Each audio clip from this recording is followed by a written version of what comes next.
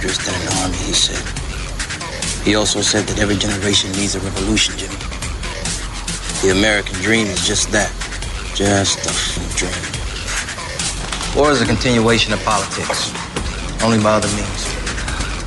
Politics is a continuation of economics by other means. This is our bank. This is our war. And this is our plan of attack. Banks have become an essential threat to our democracy. So consider this justice. Thank you for listening to Revolution Radio at freedomslips.com, the #1 listener-supported radio station on the internet. Please help support this station so this battle can continue forward. Revolution Radio!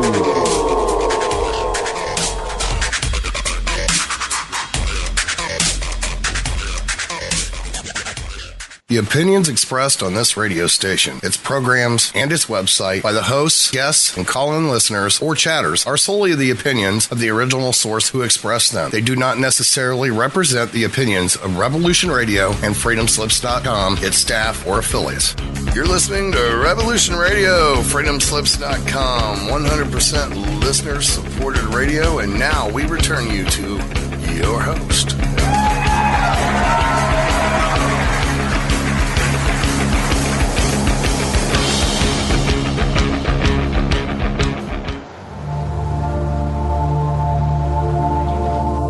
Welcome to Sacred Matrix, a divine paradigm of love and universal consciousness, with your host, Janet Kira Lesson and Dr. Sasha Lesson. Together, we transform the world. And now, here are your hosts, Janet Kira and Dr. Sasha Lesson.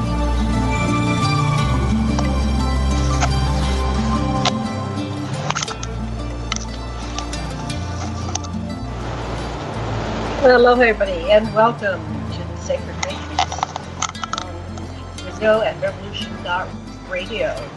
And I'm your host, Janet Kira Lesson, and my co-host, Dr. Sasha Alec Lesson, is on his way. He had a flat tire on his bike, and he's stuck in the rain, but he's getting rescued. Our producer is Thomas Becker, and we have a panel tonight with Kevin Trimmel, Anthony Zender, and KJ Scoops. And we're going to be talking about the secret space program. So, brief intros, because there's a lot. I have everything up on aquarianradio.com, and I would like you to, I hear some background noise, so if everybody could mute when you're not speaking, that would be great, that'll minimize noise. We are having torrential downpours here in Maui, so my apologies, but it's been raining for 2 weeks. So sick of rain. Anyway, everybody else has snow and everything else. I'm faring better than the average bear, but still, who will stop the rain? Okay, so let me say a little bit about our three guests. So Kevin Trimmel is 29. He lives in Ontario, Canada, and his critical event that activated him happened on November 12th, 2008, when he was bicycling in a forest. Matt, I'm getting some background noise. Is that coming from you? Who's that coming from? You there, Matt? Just you. Oh, it's me. I'm making the noise. Okay, not sure what that's about, but we'll power. It's not showing anybody else lighting up, so. Oh, so nobody else is here? Oh yeah. You got Anthony and KJ, and I'm having trouble with Kevin. Keep trying to get him on. And I'll tell you when Sasha walks in the door, but he's gonna have to dry off. It's literally torrential downpours. He got stuck in it. Okay, so I'll talk about Kevin, and then KJ, Scoops, and then Anthony Zender, panelist. But Kevin's gone offline at the moment. Oh, okay. Let me see what's going on. Okay. He's showing online over here. Not already online. Kevin. I'll have to try it, but I'm doing everything. Okay. I'll get back to you. So Kevin Trimmel is 29 years old. He was taking a walk on his bicycle close to where he lived. He stopped for a break, and he got a cloud who passed over him, and he was blocking out the sun. This was November 12th of 2008. And he was shocked when he looked up and he saw a grayish-white triangle-shaped craft, like a typical TR. It was grayish-white and it was black. It was hovering only a few hundred feet above the treetops, and he was walking at a walking pace, and it followed for several minutes. While he followed for several minutes as he continued staring up, and that's how slow the craft was moving. And then when he reached the end of the trail, with the forest opened up into the field, the craft began to melt up into the air. And 3 weeks later, called Traumatic American Life in Volume 1, later find out the space program, and the T March 2015. Anyway, he had a regression to find out that he was having abduction experiences. Now to KJ Scoops. And I'm getting some background noise. If you could please mute when you're not on or not speaking, and then turn it on when you speak. That'll help us with a lot of noise here today. We've got torrential rains, all kinds of excitement going on. So KJ Scoops from the United States is a mother, solution-based multidimensional healer, an empath, secret space program, became an ultra experiencer. She's a remote healer.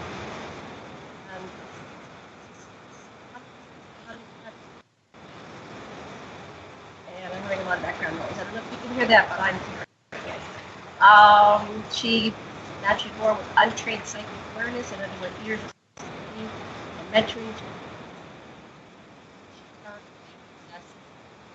Mad Painter, are you experiencing that horrendous feedback, or is that just me? No, it's the studio. I'm trying to figure it out. I'm trying to get a hold of somebody. Okay. Alrighty. Let me keep talking. KJ has the ability to track timelines. She can heal them and resolve bleed-over problems in their physical and other unseen places. Her passion is healing people with her abilities. And children, adults, targeted individuals, animals, and helps to find missing objects. And then Zender, I'm a panelist, who's born in the city of West Palm Beach in Florida. And as he requests for meeting us, took him into a military career in the United States before honorable discharge from the Marines, and he then began his awakening process like masonry. Janet, let me hang up this call and start it all over. Yeah, that might be good, because I don't know if anybody can hear me. All right, I'll call you back just a minute. Call us back. It's all okay. It's all okay. Okay. Okay, we'll see if we can get Janet and them back on.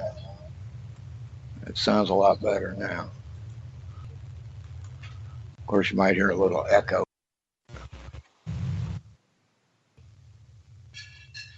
You there? Hi. I'm here. Antonio's backing, and so is Casey. Okay. And we still have Kevin missing in action. And I just got an update. Sasha, my driver wants me to call Sasha, and I'm going to do a show. I'll tell him but the river's too high. We have a river that crosses our stream, so he can't get across the river. Okay. So let me finish this intro. I'm not sure what everybody heard. We'll cover all this. I did a little bio of Casey, and I'm talking about Anthony and Anthony Zender. So anyway, Anthony joined the U.S. Marine Corps, and then he had honorable discharge, and then he went through an enlightenment process through Freemasonry, and the teachings of the Illuminati. I'd like to hear about that. That's exciting. During his awakening, he found that there was much more going on in his life in their scene, and he found out he was a Maya Lab military abductee who's an asset in what is known, is soon to be known to the public, and people are finding out more every day, as the secret space program. And he has a new book, which is called Son of the Morning. Got to get a copy of that. So, I think what we'll do to start, because we have two missing, but we'll start, the show must go on. And let's begin by talking to, who do I want to start with? Ladies first. KJ, please come on. And for about 10, 15 minutes, tell us your story. It's not going to be the whole story, but... Hey, how are you? Can you hear me okay? I can, yes. Okay, good.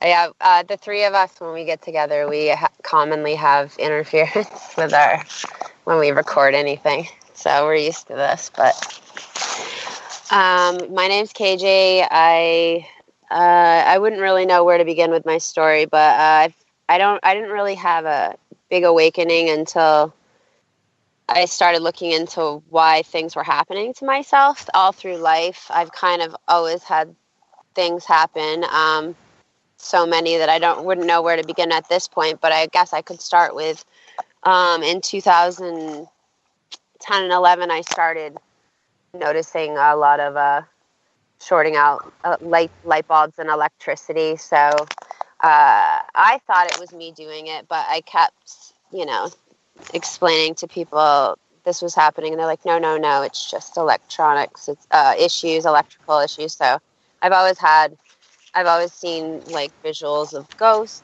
or in my room, things in my peripheral, lots of memories as a child of things that I had a hard time processing myself, if it was that a dream or did it really happen, because I feel like it really happened.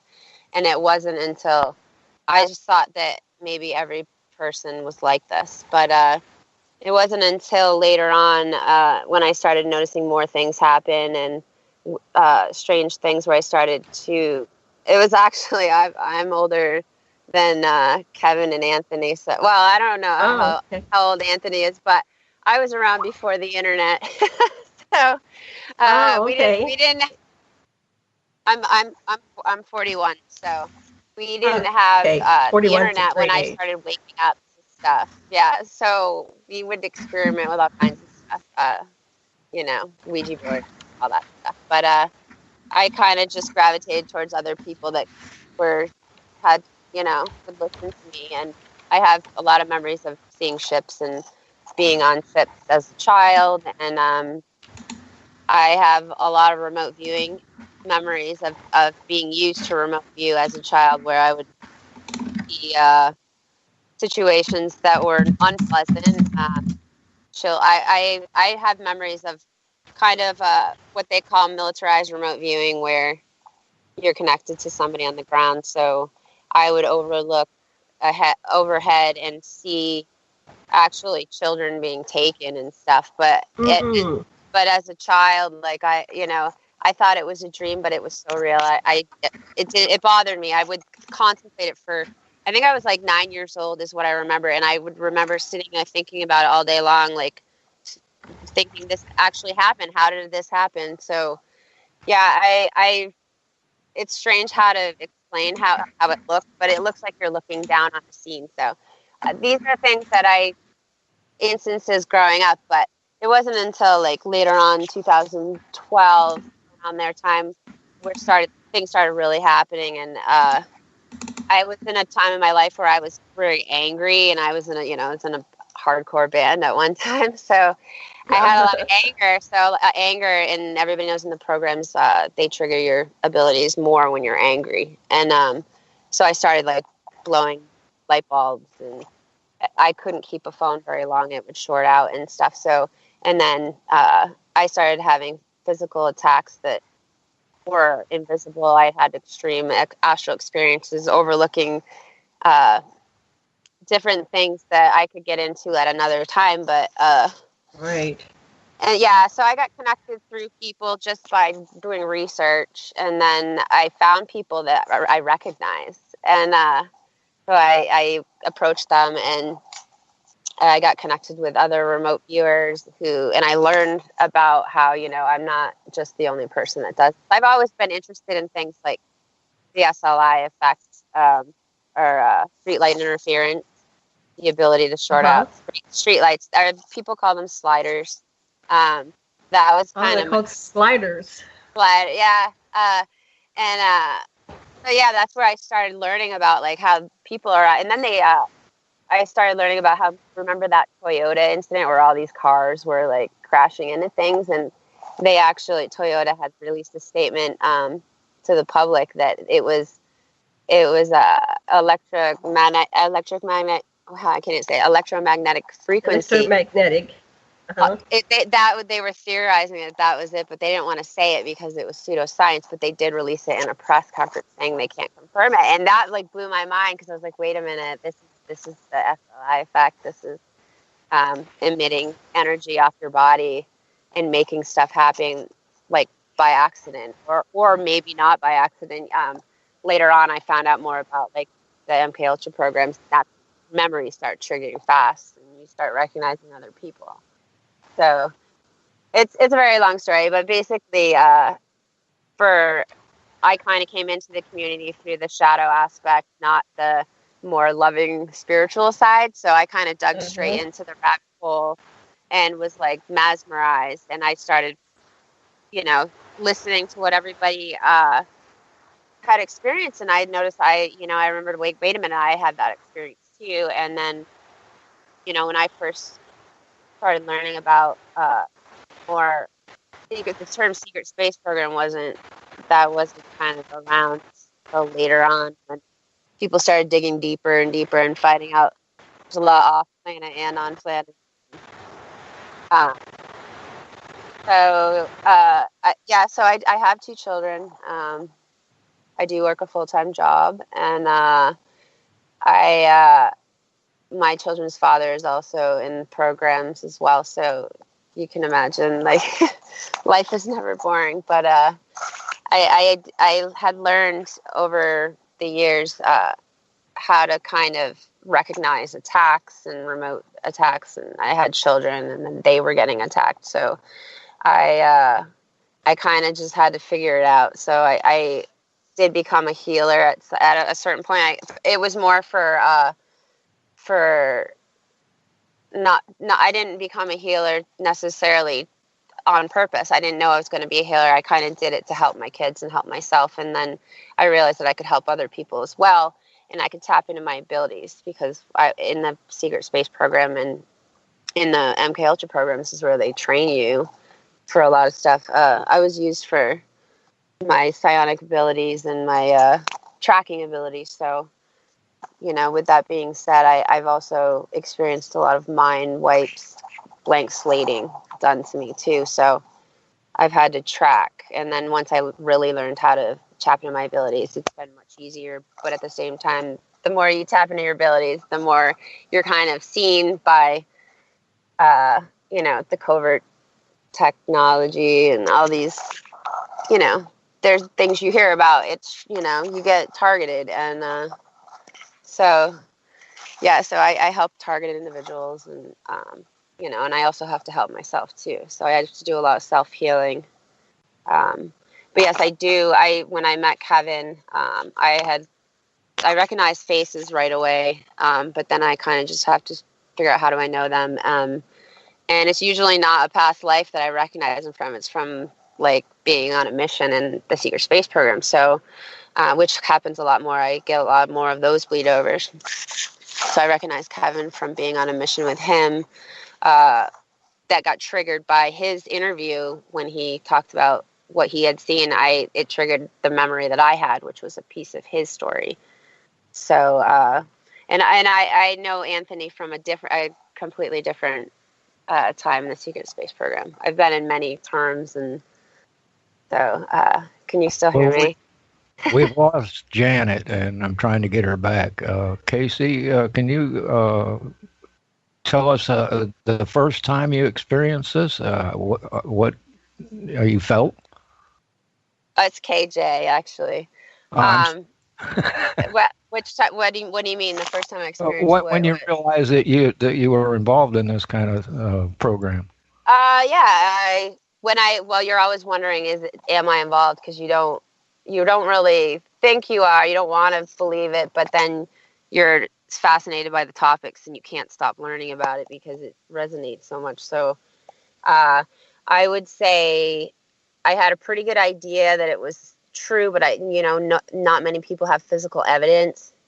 And then in 2012, I had met the person who was my children's dad, and he had some equipment, some scanning equipment, and he scanned my body, like, my head and my arms, and the Zap checkers, I highly recommend if you can find a Zap checker, but I don't think they make them anymore. So if you can find one, get one, because they're really hard to find, but they're like the best scanners for implants in your body, for cybernetic implants. So I scanned my body and I was finding so many and it has a screen that you can read out, and I forget the actual numbers, but for like my head, for example, the one which would be like my pineal, it was like the needle was like flying off the thing, and you could see that it was transmitting, and some of them aren't transmitting, but you can find them. And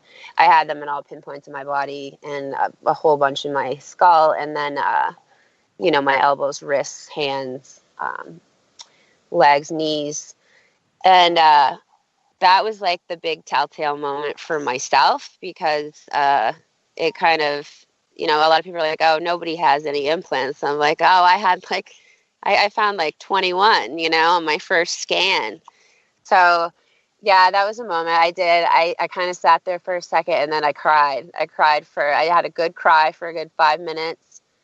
And it was just like this, okay, it's true. Like I'm pretty resilient. I accepted it. I'm like, okay, now it's real. Now what do I do now? So that was the moment I knew it was true. And then a lot of things started happening, because the more you become aware, the more even more things, come into your awareness. So it was more of a gradual acknowledgement then? I think it's when you're experiencing a lot of supernatural things and memories, and you get triggered by certain movies and scenes, you go through the roller coaster of emotion, where the first time you think about it, you're like, oh, it's just something that resonates, and you follow your interests, and then and then you learn, well, maybe I feel like I might be a part of this, but you don't have the physical evidence, and the physical evidence is kind of what everybody looks for at first, because there is a factor that's kind of hard to believe.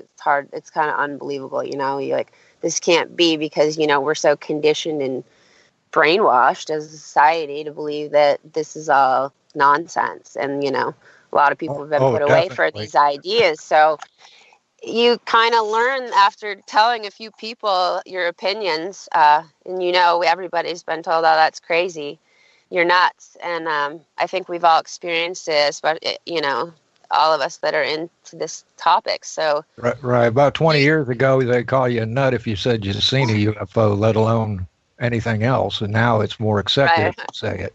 Exactly. So good for people. I think it's great if they can grow up in a family where that's open. I think that's wonderful. I grew up open. My children are growing up open to anything that they want to talk about.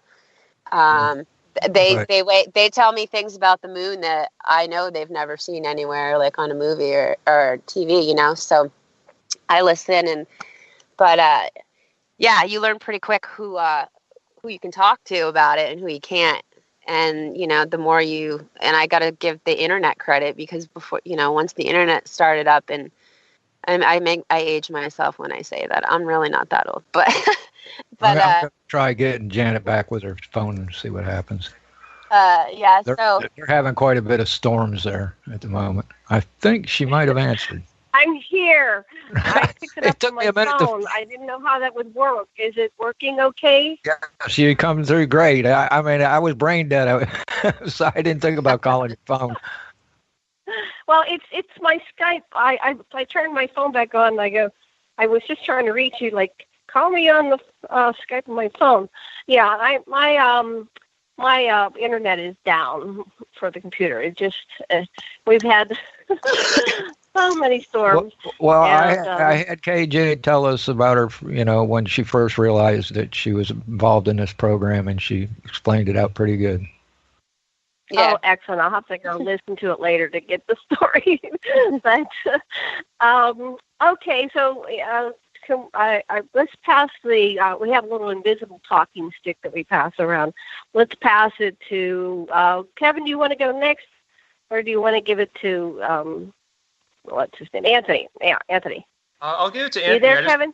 Yeah, I'm here. I just wanted to say something quick, something KJ said. Sure. She made such a good point. When you first realize, when it all kind of sinks in, that you realize that you're a part of this program, she said that she started to cry, and that's something I haven't really talked about before. But on that first day when I walked under the TR3 for 5 minutes, and then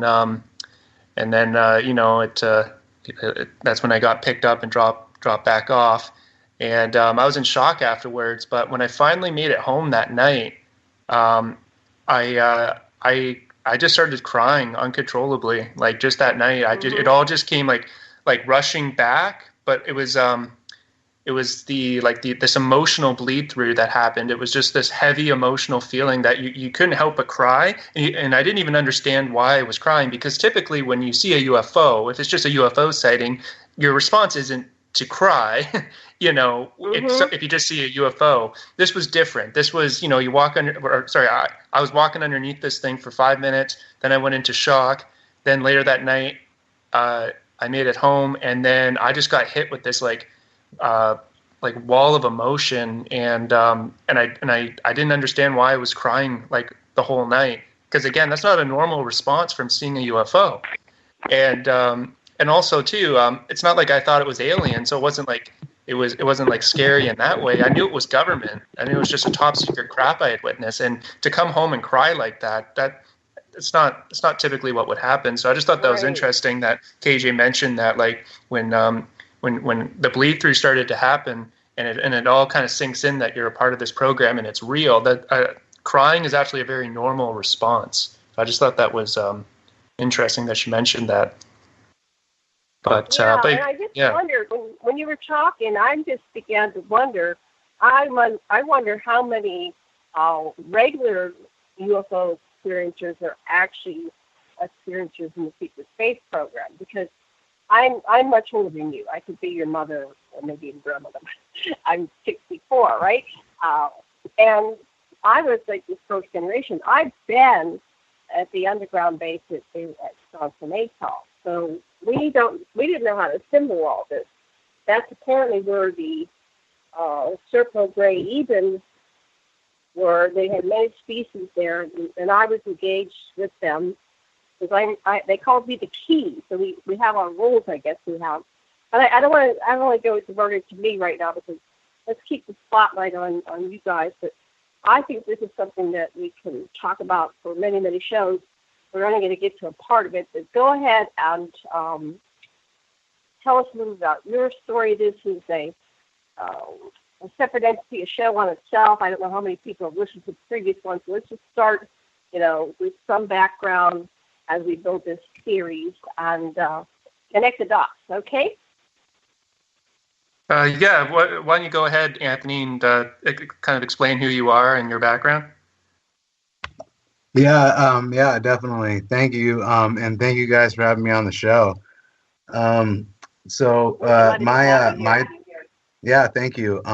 My timeline is, because everybody has their timeline about how they have come to understand how they are involved in this program. And pretty much when I was a younger child, my grandfather, he was that's where it really began. He was an engineer, and he worked on a lot of projects like laser systems and propulsion systems, and a lot of things he couldn't talk about to his family. And like you said before, Janet, it is a generational thing, because I'm a generation 4. So my mom before me would be generation 3, you know, and so that's how that works. But it began with my grandfather, and he was working on things he couldn't talk about.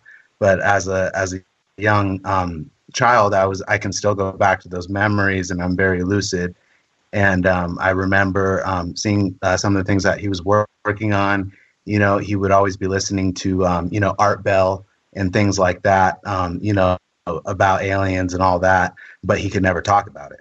And at 6 years old, I didn't know what was going on, but pretty much in the Super Soldier timeline, that's when you find out. That's when you first get taken, is as a child. And it's, you know, around 2, 4, or 6. But at the time, I didn't know. But I remember, looking back now, I remember having a dream about a hand taking me out the window. And later on, I got that confirmed that I was actually at that time taken to a deep underground base in Texas, where they began the process of the grooming of you know, of putting in the implants, of putting in injecting the predatory pathological artificial intelligence, and all that when I was 6. And I didn't know it at the time, but that's when they started. And periodically, through my younger years, I would be getting bloody noses at night, and I would always think it was, you know, I would always be thinking it was just a, you know, a heat flash or something like that. But later on, I found out that, you know, periodically they would take you to do adjustments or whatever they needed to do to you know, what they were putting in you to make you into a super soldier. And wow. I found out, you know, that was happening to me through my younger years, up until I was 16. And, you know, because my whole life I've always been extremely talented. When I was younger, I was like the lead in the school play. You know, I was a state champion in wrestling. I never got beat. You know, I went into the Marines, and when I entered into the Marines, I actually, in boot camp, I graduated at the top of my class, and I was just always like the best. And I'm a professional fighter now, you know, and so I've continued just that mentality. And so basically, I found out that was basically through genetics and my starseed genetics. And at 16 years old, you're saying you said that all these abilities because of your starseed genetics, or was it because they were enhancing you, or did they just select you because you're a starseed? I kind of explained a little bit better, and I do have to say to everybody, I'm getting fit for a hearing aid after that flu went by at the UFO Congress. I caught that, almost died, but my side effect is I've lost like half my hearing. So you have to kind of slow down a little bit to be able to, I'm hearing pretty well, but if I stop you, say it again, it's not you, it's me. I just want to make sure I catch this because I really want to, you know, understand, I want to grasp what you're saying. So go ahead. When I was asking, explain what you mean by that. Yeah, that's the criteria for the program is, you know, the star seeds, and because they are identified to have the metaphysical abilities, you know, telepathy, telekinesis, the 3 T's, you know, teleportation, all that stuff. And pretty much star seeds came in at a certain time, which I came in at 1985, which that is a prime year for star seeds coming in. Star seed, indigos, you know, rainbows, crystals, all those are actually real, you know, souls that are coming in, and I'm indigo. I'm of that nature. But basically at 16 years old, I was then approached by the military, and you know, this is the part where it's the Men in Black type scenario where these secret governments have the ability to erase memories. You know, and so, you know, when they're taking you to the bases, you know, as a child and all this, they're erasing your memories, but it's still retained in your soul, you know, because the soul is the recorder of your experience. And if you're a lucid dreamer or very psychic, you can remember these memories because they're in your soul, and they can wipe your mind, but not your soul. And so I can remember a lot that's happened to me.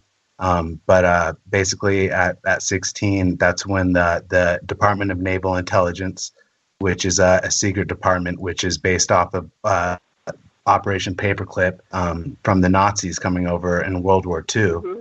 That department is called the Department of Naval Intelligence, and that department deals with all the black operations. And there are many different industries, corporations in the black operations. All the like the ICC, Kruger, Monarch. These are all corporations that deal with advanced technology, cloning, advanced ships, just anything you can think of. And basically, the Department of Naval Intelligence approached me at 16 years old, and that's when they got me to sign the contract for 16-year Black Operations tour in the secret space program. Wow. So you actually, a lot of these people I've interviewed were kind of just taken against their will, but you actually had a contract that you signed. The other secret space program person I know is one of my co-hosts, Teresa J. Morris, and she was approached when she was 15, and she had to sign a contract, or she agreed to sign a contract at 15, and her parents approved. She had to get parental approval. And they approved. So you're saying it's because you're an indigo, but I think it goes back further, because I actually had one of the, well, you're saying it goes back many generations, but one of the, Cynthia Crawford, her father, who probably was born in the 20s, was doing the genetic manipulation, and he was a clone and a hybrid. And then she was a hybrid. Well, she just died last year. So I'm trying to piece it together. This whole thing kind of triggers me. All these memories start coming back. So I'm here facilitating this process. So bear with me. I'm sorry, but and I think what I was going to ask. So continue. Because, okay. I mean, well, that's what it's all about. Is it's all about remembering. So and that's the thing is about in this program, the military abduction program, about only 5% actually remember what happened to them. The other 95% don't even know what happened to them. So that's another thing. But the 5% that do, they regain the memories back, and they go on that quest of obviously taking the red pill and open up Pandora's box to see how deep the rabbit hole goes. And so basically, when I was 16 is when I started my Black Operations career, and I was for Monarch in the beginning. For Monarch is a corporation that deals with time travel, cloning, eugenics, all of that. And they are basically the ones that are they're abducting people and taking people's eggs from them, taking people's DNA, and they're the ones responsible for the cattle mutilations, and they can be known that they are the Black Triangles, that everybody, the TR3s. They are that, and there's a special group called Strike Group 160 that goes around, and the operation that is actually involved for when they abduct people is called Operation Green Star, and that operation is when a secret government poses as an extraterrestrial threat, but really it's a secret government, and they abduct people, and that's Operation Green Star. And so that's what they're doing to people in the secret space program, and they're basically carrying out. Are they all humans that are doing this, or is this a variety of different beings? It's definitely it's they're humans, but there's obviously other influences behind it. So, but the fact of the matter is, and in the beginning, I was doing missions for Monarch. I did 1,328 that I found out from Monarch, but I actually made a switch over. And I actually remember the missions where I didn't because I was an assassin for Monarch, and I was involved in killing, and but I actually am not anymore. I'm involved in rescuing, and I can get into the last recall that I remember, but I am actually doing good things for the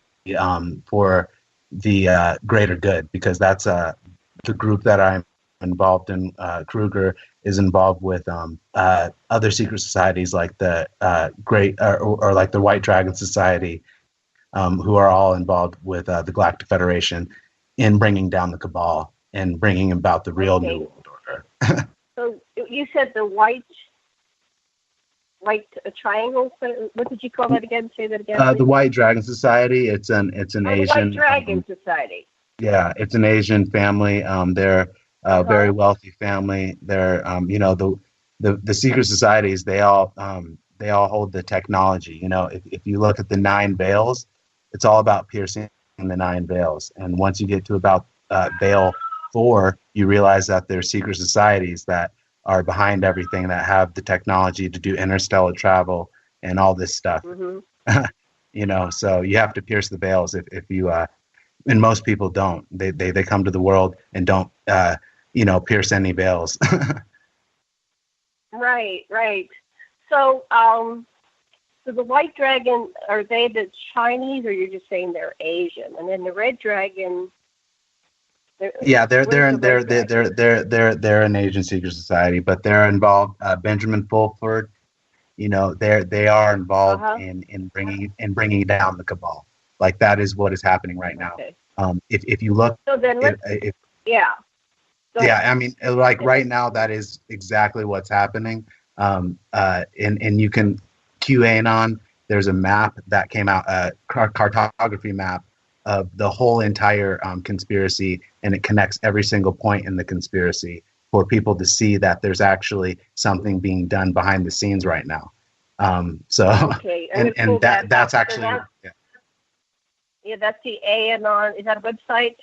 Yes. This is the 3rd time this has come at me in 2 days, so I always know that's where I'm supposed to go. It's the QAnon map, and you can type that in, but it's a cartography map at very high intelligence. It's very, very high intelligence, like way above top secret. There's 38 levels of clearance classification, and this one, this is so far up there that no one would believe it.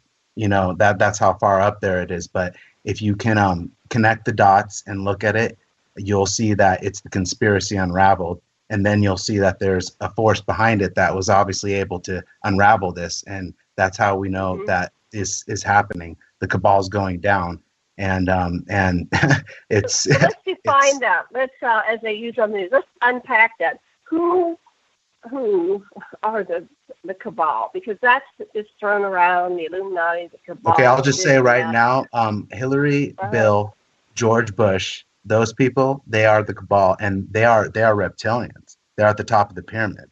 You know what I'm saying? So I've seen them in their true form. So I'll say that as well, because I've actually done escort missions for them when I was in Monarch.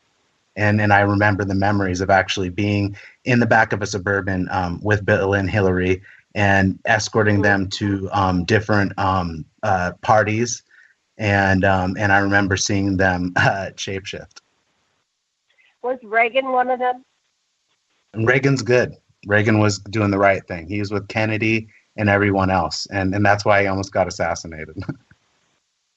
Yeah, because the assassin that I knew, and he's now deceased, worked for Reagan, and so he did like 135 kills. he thought he was a good person.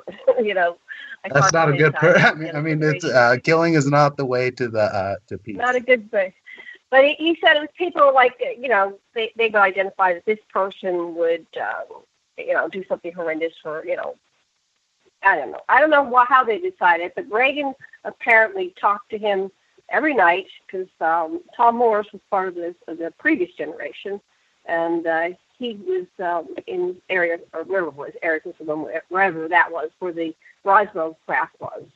And so I've been in the middle of life and interviewing these people for years and getting this story, so this is really fascinating. But it would be great. Is there a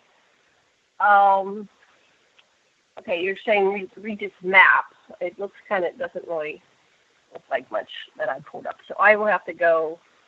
Who was that? Was Bill Cooper? I'm actually writing a book right now. I'm working on my second book that's actually involved with every single point in that map and connecting it. I'm writing a book about every single point that you see on that map. I'm connecting it all because it's all connected, and that shows it. And then once you're able to see it, you see everything. Because before I received that map, I actually received a dream before, and it was of Donald Trump, and it was I was on stage with Donald Trump, and he gave me a piece of paper that had gum on it, and he was removing the gum. Okay, he was removing the gum, and then he told me to take the stage. And then one of my mentors, who his name Ramtha is Ramtha the Enlightened One. He's been a very, very prominent mentor in my life. He came in my dream afterwards, and pretty much told me to focus. And then that map came into my my world the next day. So you're talking about J.C. Knight? Yes, I am. Okay, because I was just at her Yelm.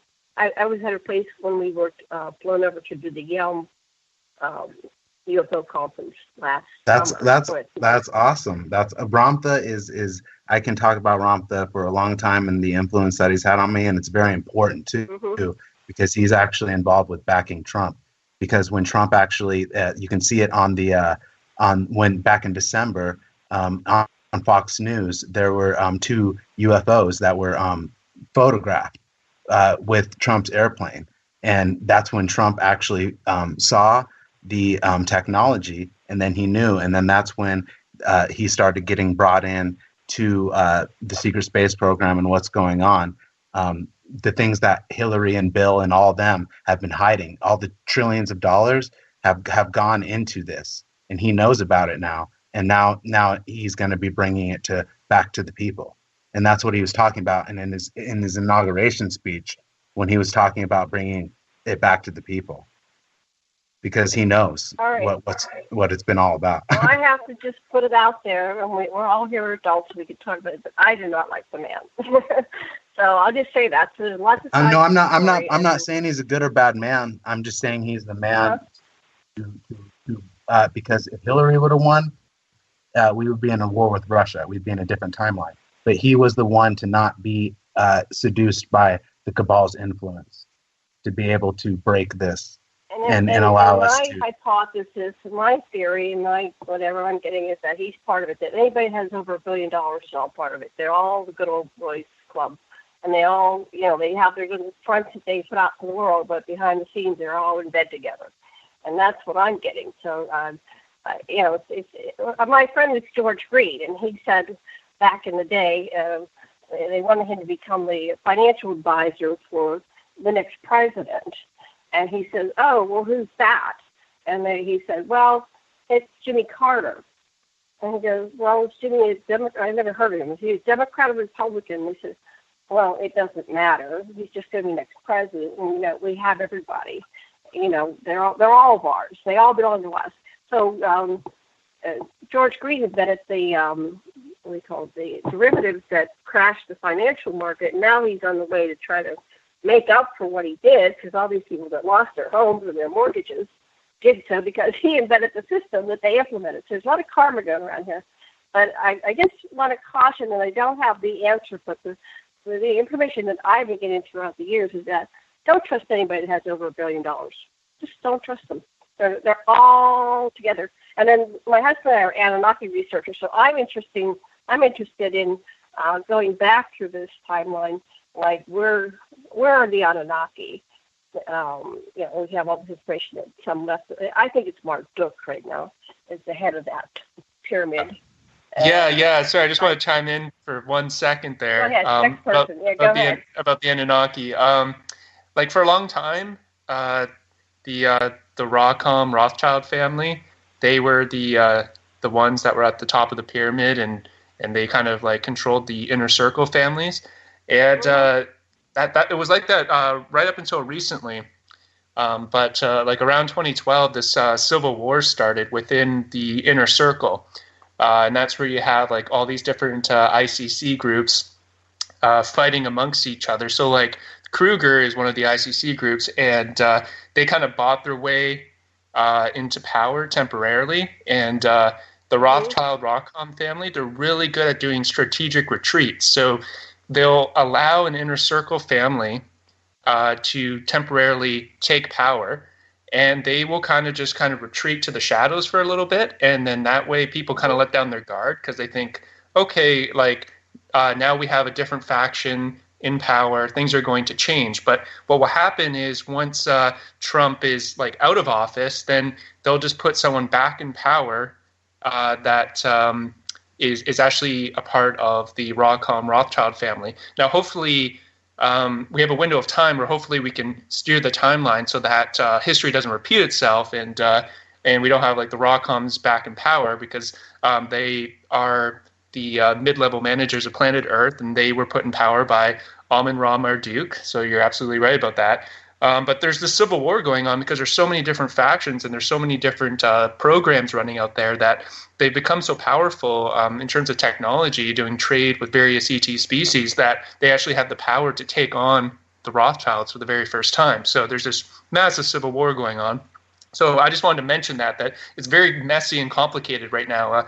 Even 20, 30 years ago, it was a little simpler in terms of like one family, one group. You're right. They're all in bed together. They were all in. It was just like one group kind of controlling everything.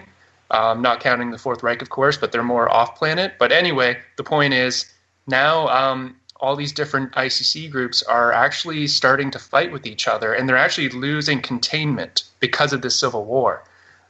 So anyway, I just wanted to mention that. Yeah, in 2012, that was actually the return of the gods, and there were two factions. They came in, and Marduk was here, and Nanar, Anu stepped down from Nibiru, and he gave command of Nibiru, or he gave Nibiru's kingship to Nanar. So Nanar came back, and he's challenging Marduk. And I'm talking to a fractal of Marduk right now. I've been talking to him for about a year, and I won't mention his name. I think he's going bonkers. And I just got wind that he's trying to, he's the one behind. He wants to raise Lemuria and Atlantis again. So he's going to, his agenda is to launch some kind of war and the nukes so that it reverses and goes back to what it was before. I hope that's not true, but if this gets very perverse when you start getting all the stories behind the stories, but I just wanted to caution, be careful who you trust and you put on, you assign them a white hat, because they're not. They're not. This game is so perverted. And anyway, we're going a little off track here, but I think we need to go back and get the little piece of the puzzle that you guys have, which is so freaking awesome. When we come back, there's something KJ.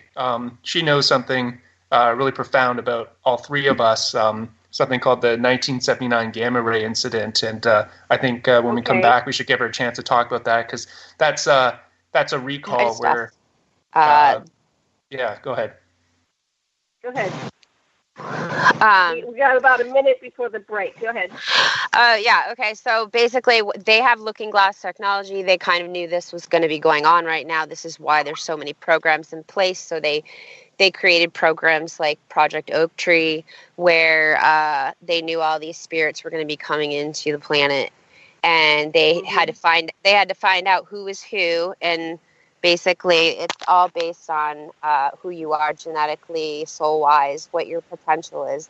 to steer the potential timelines that are coming from the future, and they groom you from, this is what Hollywood is about, and all these MK Ultra projects and etc. It's like a steamroll of, because they know what's coming, so now it seems very confusing, and the history is just jumbled up because it keeps changing and timeline insertion with the time travel. So it is very confusing. It's like a web of information, and you really kind of need to know who you are as yourself first.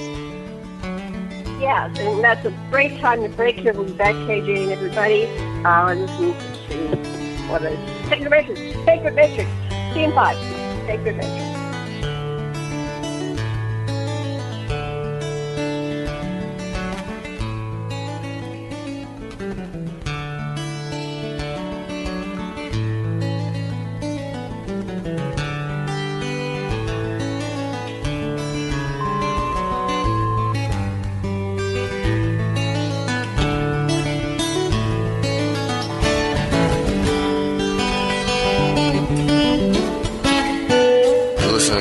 Radio at freedomslips.com, and we'll be right back after this message.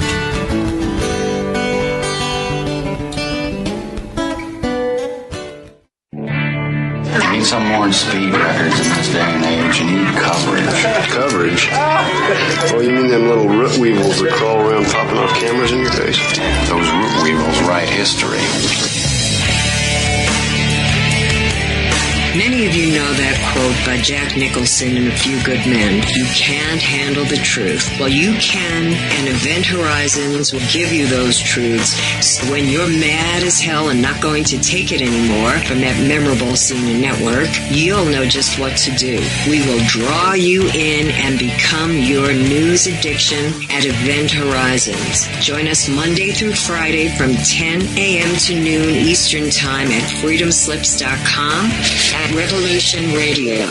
Our world team members are Dennis Fetcho, John Ilias, David Dunger, Halakas MD, Melanie Bridgeton, Jim Mars, Paula Harris, John Trallo, Maria Payan, Christopher Husser, DODDS, Jonathan Orchard, and me, your anchor, Dr. Robin Falco. If you decide not to volunteer, it will not be held against you in any way. Sounds dangerous. It is. Very dangerous. Count me in. And that's right here at Revolution Radio, freedomslips.com, where information never sleeps.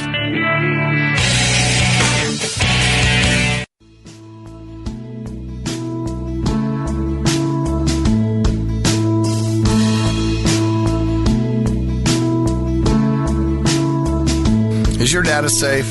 Do you have the necessary information to assist you in confidently living through just about any survival situation? Is survival and gardening, off-grid living, medical knowledge, or even natural or man-made EMPs on your list of personal concerns? Do you have your documents and your personal information in a safe place in your hands where you know where it is? Well, check out our preloaded EMP-proof thumb drive. Over 3 gigs of survival documents and how-tos, plus the USDA offline food preservation website, and much, much more, including a surprise bonus we just can't tell you about here. With plenty of room left over to store your most important documents. Imagine if a megavirus or computer failure took out your bank, or all the banks for that matter. Are your banking records safe in your hands? So when they get things fixed and repaired, you can say, hey, look, this is what I had. You have it. I want it back. Is your personal data safe? Family records, addresses, phone numbers? Well, squeeze on over to freedomslips.com. Yes, that's www.freedomslips.com. Click the banner on the homepage for the EMP-proof bullet drive to get the full scoop of everything that we offer. So, folks, keep your data safe for your peace of mind. Revolution Radio, freedomslips.com. You don't need to expect us. We're already here.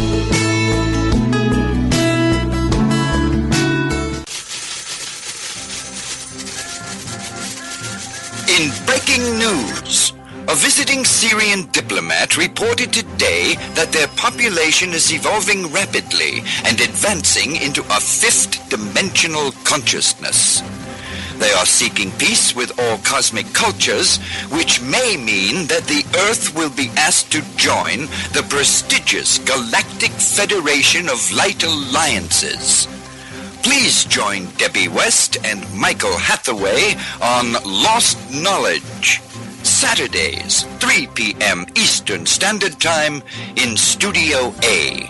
For the latest breaking news on the Star Visitor's peaceful contact and the ongoing project of cleansing the Earth. This is the people's war. It is our war. We are the fighters. Fight it then. Fight it with all that is in us. And may God defend the right. Warning! Warning! We gotta stop them! They're gonna kill us all! See how the trouble you've started? Be they the government, be they industry, be they organized labor, be they anyone, or human beings. Time when the operation of the machine becomes so odious, makes you so sick at heart that you can't take part. You can't even passively take part. And you've got to put your bodies upon the gears and upon the wheels, upon the levers, upon all the apparatus, and you've got to make it stop. And you've got to indicate to the people who run it, to the people who own it, that unless you're free, the machine will be prevented from working at all. Revolution Radio at freedomslips.com, the #1 listener-supported talk radio station, throwing ourselves upon the gears of the machine. Revolution Radio, where information never sleeps. You called down the thunder, well now you got it. Right! You tell them I'm coming! And hell's coming with me, you hear? Hell's coming with me! Revolution Radio!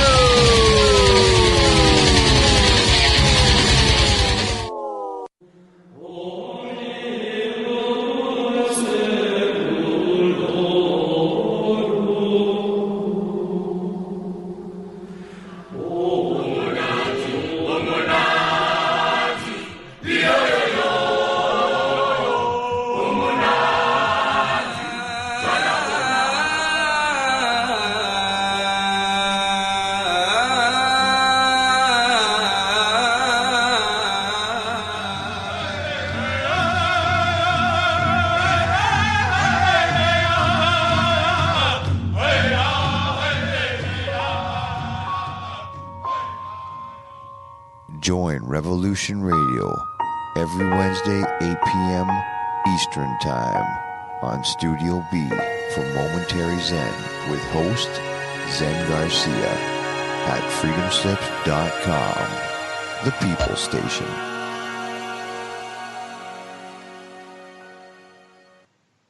The opinions expressed on this radio station, its programs, and its website by the hosts, guests, and call-in listeners or chatters are solely the opinions of the original source who expressed them. They do not necessarily represent the opinions of Revolution Radio and freedomslips.com, its staff, or affiliates. You're listening to Revolution Radio, freedomslips.com, 100% listener-supported radio, and now we return you to your host.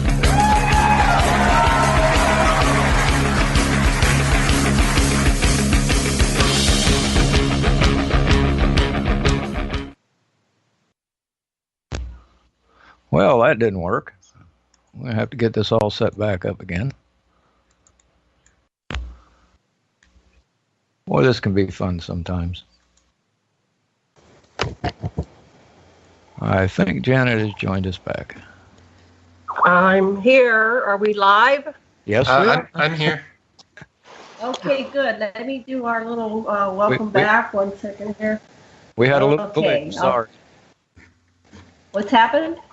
I said we had a little glitch. Sorry. Oh, it's okay. Glitches are us, yeah. Okay, so we're back. I'm Janet Careless, and this is the Sacred Matrix.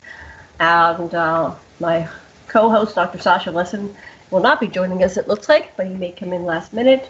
Our producer is Thomas Becker. We're here on a panel with Kevin Trimmel, Anthony Zender, and KJ Scoops. But before we go back to our show, I'd like to remind everybody to please go over to that donation button on revolution.radio and donate what you can. $1, $5, $15, $20, $100, $1 million, whatever you can donate is greatly appreciated. It helps us stay in the air. Mad Painter, do you have our stats? Where are we and what do we need to bring in this month? Yes, ma'am. We got 787, and we need 2650. And we have a special going. If you send in $50, Nighthawk will send you a "Don't Tread on Me" flag, 3x5, I believe it is. Oh, wonderful! And right now, if you need to get your seed packs if you want to get planted in this spring. 35,500 seeds, 56 varieties for $100. Oh, yeah. We should tell Laura Eisenhower she's going out to learn how to do all this farming right now. She's going to a workshop, so she probably would really appreciate that. I'll have to send her a message. All right, so when we left at our commercial break, we're going to pass the baton back to Kevin, who's going to segue into KJ, and then we will pass it to Anthony. And that may just about eat up the last hour. But go on ahead, Kevin, and say what you were going to say. We're all ears. Sure. Thanks, Janet. This kind of just goes back a little bit to what KJ was talking about at the beginning. And that has to do with, when it all starts to sink in and you get the bleed through memories, you can get triggered by other people doing interviews, especially if you have recalls with them. You'll see someone do an interview and you'll recognize that person, and then you'll get triggered in that way. But then also movies too. Like for me, in November 2008, I was 19 years old, and I actually thought that was the first time I was picked up. And it wasn't until I met KJ that she actually remembers me from a mission when I was 8 years old. Now, I still don't have any recall of that SSP term from when I was a child. My memory kicks in when I was 19. But what's interesting, though, is in terms of getting triggered by movies, is in 2009, about 6 or 7 months after I walked under the TR3, that the first remake of the Star Trek movies came out in 2009. J.J. Abrams, he did the new Star Trek movie, and there's that opening scene with the USS Kelvin, and it gets blown to bits. And I just think it's interesting that like most people, when they saw that movie in the movie theater, like they're like, oh my god, like they're thinking in their head, like, oh my god, this is so cool, like the graphics are amazing, this is like what a great start to to relaunch the franchise. So everyone was really excited, like in the movie theater. But for me, when I was witnessing this ship being blown up, I started vibrating and like freaking out, and I almost felt like I was on a roller coaster. Like I got motion sickness watching the craft like spinning as it was like blowing up, and everyone's like running to the escape pods. And again, that's not like a normal response like in a movie theater when you're watching like the opening scene of a sci-fi, and everyone else in the theater is like super excited because it's like an action-packed, awesome scene. And you're actually having like a little breakdown because you're getting triggered by witnessing a craft, being attacked and blown up. And it's like what KJ said earlier, like, you'll get triggered and you'll just like want to cry, and you don't even understand why this heavy feeling is setting in. But what it is, it's your deep subconscious remembers everything. The blank slating only works on the conscious mind, but your soul or your deep subconscious, it's holding on to this trauma. So when you get triggered, your conscious mind still doesn't quite understand why you're crying or why this, like, you have this impending feeling of doom. And that's classic PTSD. So a lot of people that have been using the program, they'll get triggered from a movie or watching an interview with someone, especially if that is someone they actually did a mission with or served with. So I wanted KJ to talk about. Let me say one thing, sure. Because you just just sparked the. This is why I'm a hypnotherapist. My sister-in-law has the International Hypnosis Federation, and I said, "How do we work with these people that have these memories?" She said the same thing. The reason why we can recover these things is just what you said. Even though they put all this stuff in to make us brain wipe, it doesn't work because you can go to the oversoul, to the higher soul, to the eternal being, and you can ask them anything and get it back at any time. So, but that's why the government or the powers that be, or whoever they are, work so hard to put in almost try to hardwire the programming into everybody. But that was the problem they had at Montauk. People just kept waking up. So that's why I think they put the suicide thing in. So you won't wake up, you'll do suicide.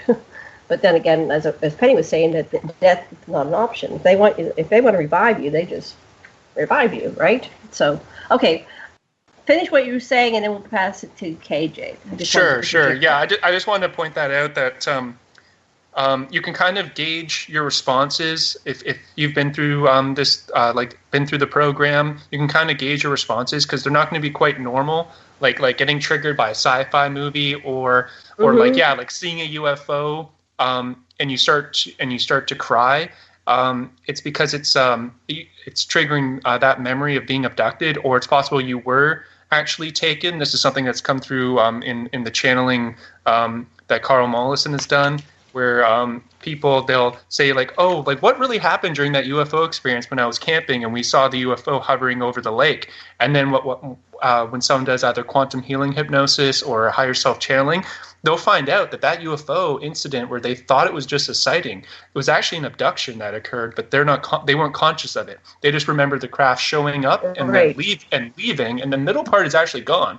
And then but it's still within their deep subconscious. So later, like years and years later, when the blank slating starts to break down, they'll just be watching like a sci-fi movie, like a Star Trek or even like a Star Wars, and all of a sudden they'll get triggered by a scene and they'll literally have a little breakdown. And that, again, that's not like a normal response to watching a sci-fi, especially a sci-fi that's kind of marketed more towards children. It's not like that dark or scary, you know. But if it can trigger that kind of response in someone, it means that there's something much deeper going on there. But anyway, I'd like to pass it to KJ because she has this memory of something called the 1979 gamma ray incident. And we feel this is really important because it involves a satellite that was taken out. And it's interesting that the modern day version of the Solar Warden program was launched in 1980, just after this event. And it appears that, again, like one faction had to fight against another faction in order to launch Solar Warden. So anyway, without giving away anything more, KJ, it's all yours. Go ahead. Okay. Yeah, thanks for that. And yeah, movies too. Yeah, the movie Fire in the Sky has huge triggers for a lot of us. And torture. I can't watch torture movies. When I was younger, like I could, but after I started remembering, I can't watch. It gives me like an adverse body reaction. So and I'm highly empathic too. So it's like I kind of actually I can feel the pain from what I see through memories. So yeah, there are a lot of triggers, but okay. What year was Fire in the Sky made? Is that something to do with 79? I know Travis Walton pretty well. It's old. I saw it, I think, on HBO like back in the day. But I saw it, and there's a scene in there where it's like showing inside a ship, and it's just like cages stacked on top of each other with people in them, and that like made me like. I had to turn it off. Like it was so. Yeah. It hit me pretty hard because I was like, I've seen that before, you know. But how, where, and how, you know. You get a lot of that. Like I don't know why I know this, but I do. And you do. Yeah. Okay, so Travis got abducted in 75. Yeah. And it seems that Fire in the Sky. Why do they say it was 93? No, wasn't it earlier than that? Maybe it was. I think the movie came out in 93, but yeah. So the movie's in 93, but his abduction was in 79. Okay. Yeah, and I've talked to him. He said that was Hollywood. So why was Hollywood taking his story and turning it into this shit stuff? That's a good question, right? Okay, so go ahead. Continue.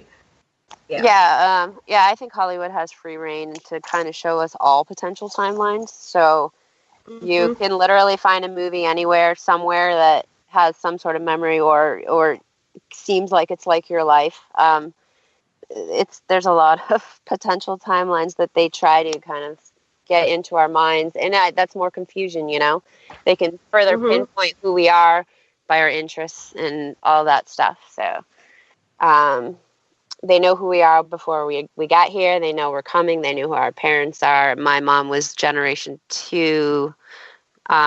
And my grandfather's generation 1. So anyways, I'll get to this so we don't run out of time. But as Kevin was saying, we did a roundtable in October where we talked about this, and that's kind of the only place where it's talked about at this point.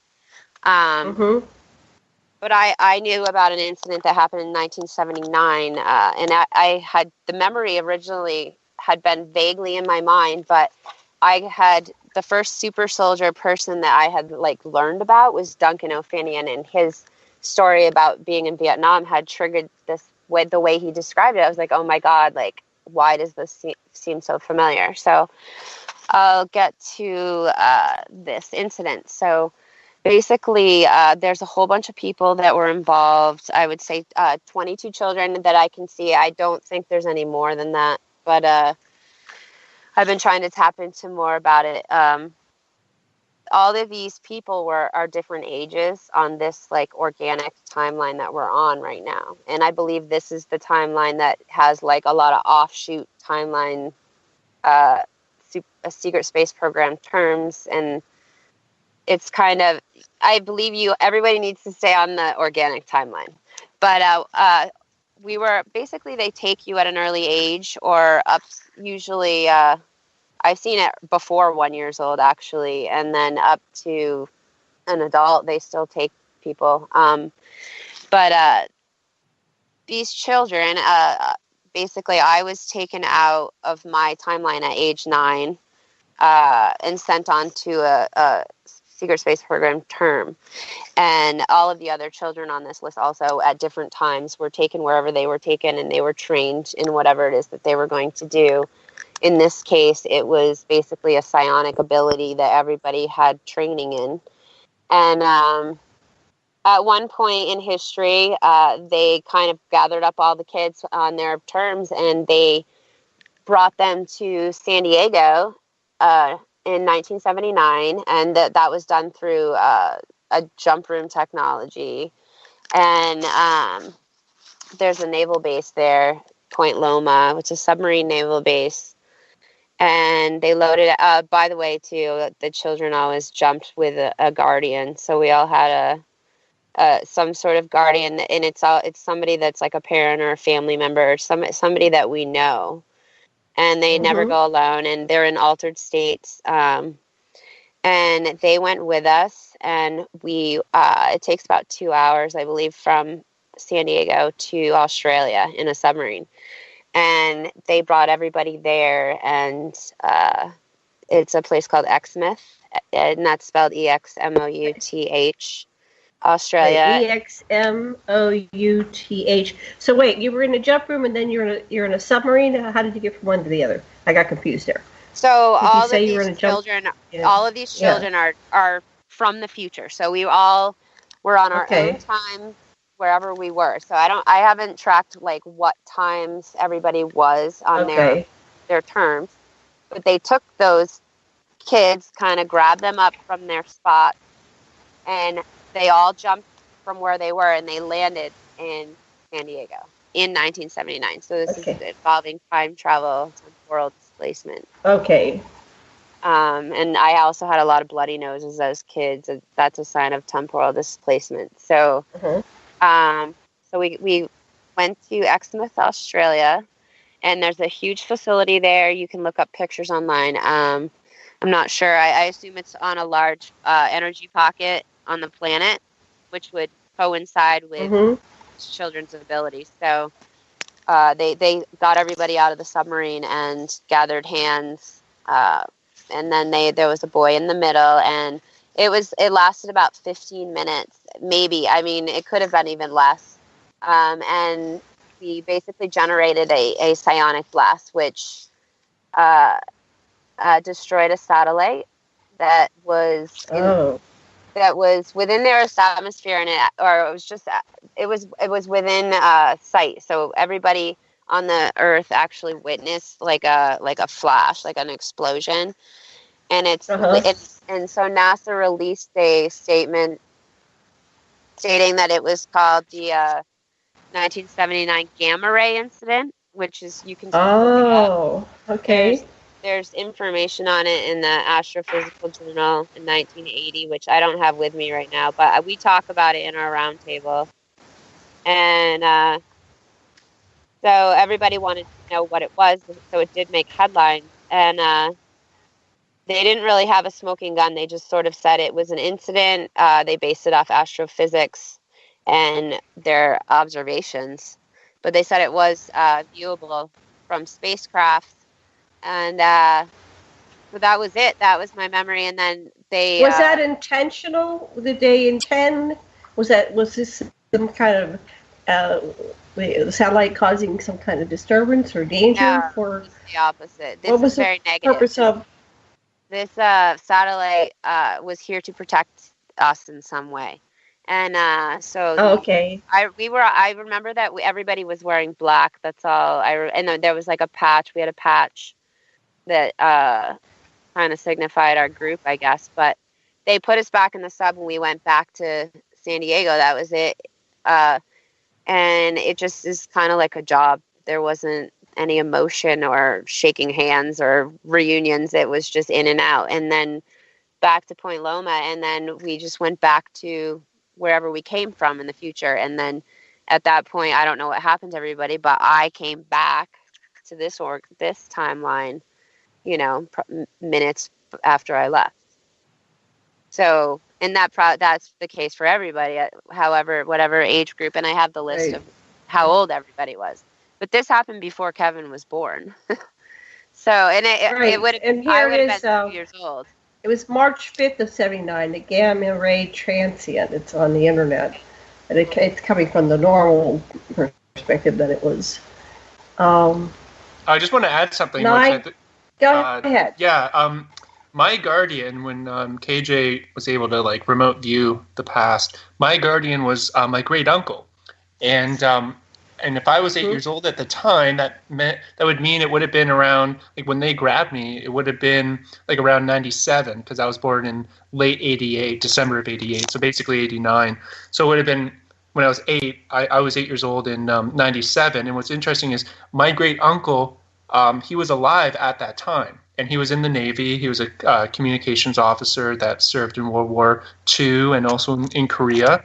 And it's just interesting that that detail does add up because he died in the early 2000s. But in '97, he was alive when I was 8, which is key because think about it. If he wasn't alive when I was 8, then for me it'd be harder to believe that you know what I mean, that he was actually my guardian, but he was alive at that time still. He was actually my great Uncle Bill, and anyway, I just thought I'd add that detail because it's interesting.